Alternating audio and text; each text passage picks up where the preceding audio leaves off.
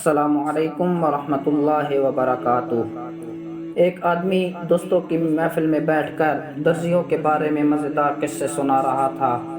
داستان وہ اتنی معلومات رکھتا تھا کہ باقاعدہ اچھا خاصا درزی نامہ مرتب ہو سکتا تھا۔ جب اس نے درزیوں کی چوری اور مکاری سے کپڑا غائب کر دینے کے ان گنت قصے بیان کر دیے تو سننے والوں میں سے ملک خطا کا ایک ترک، جسے اپنی دانش و ذہانت پر بڑا ناز تھا، کہنے لگا کہ اس علاقے کا سب سے گرو درزی کون سا ہے؟ داستان گو نے کہا، یوں تو بہت سارے ہیں، لیکن پورش نامی درزی بڑا فنکار ہے۔ وہ ہاتھوں کی صفائی کا ایسا استاد ہے کہ کپڑا تو کیا، آنکھوں کی کاجل تک چرا ڈالے اور چوری کا پتہ نہ لگے۔ ترک کہنے لگا، مجھ سے شرط لگا لو، اس کے پاس کپڑا لے کے جاؤں گا، وہ کپڑا تو کیا ایک تار بھی غائب نہیں کر سکے گا۔ دوستوں نے جب یہ سنا تو کہنے لگے، ارے بھائی زیادہ جوش میں نہ آ، تو اس سے پہلے بھی کئی لوگ گئے لیکن اس سے مات کھا گئے۔ محفل برخاست ہونے کے بعد ترک اپنے گھر چلا گیا۔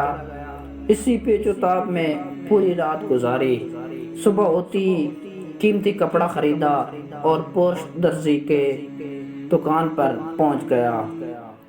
درزی اس ترک کو دیکھتے ہی آداب بجا لایا، انتہائی خوش اخلاقی کا مظاہرہ کیا۔ ترک شخص دلی دل میں کہنے لگا کہ یہ شخص تو بظاہر ایسا یار اور دغاباز نظر نہیں آتا، لوگ بھی خواہ مخواہ رائی کا پہاڑ بنا دیتے ہیں۔ یہ سوچ کر اس نے قیمتی کپڑا درزی کے آگے رکھ دیا اور کہنے لگا کہ مجھے قیمتی قبا بنا دیں۔ درزی نے دونوں ہاتھ ادب سے اپنے سینے پر رکھے اور کہنے لگا، حضور قبا ایسی بناؤں گا جو نہ صرف آپ کے جسم پر زیب دے گی بلکہ دنیا دیکھے گی۔ درزی نے کپڑا لے کر اپنا کام شروع کر دیا اور ساتھ ہی ساتھ دلچسپ قصے چھیڑ دیے۔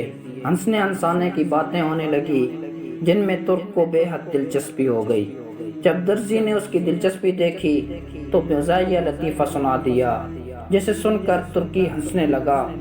اس کی آنکھیں بند ہو گئی تو درزی نے جھٹ سے کپڑا کاٹا اور ران تلے ایسا دبایا کہ سوائے خدا کی ذات کے کوئی نہ دیکھ سکا۔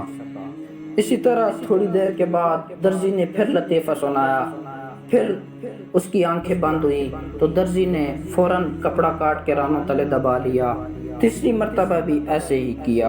اس ترک کو اپنی شرط یاد نہ رہی، وہ ہنسی مذاق میں غافل ہو گیا اور ترک درزی سے کہنے لگا کہ ایسے ہی کوئی مزیدار اور بات سناؤ، تو درزی کو حیا آ گئی۔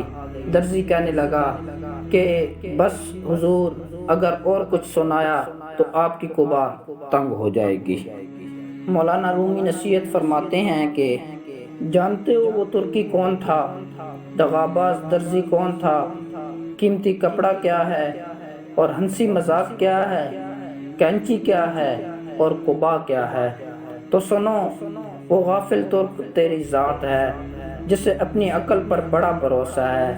وہ عیار دھوکہ باز درزی، یہ دنیا فانی ہے، ہنسی مذاق نفسانی جذبات ہیں۔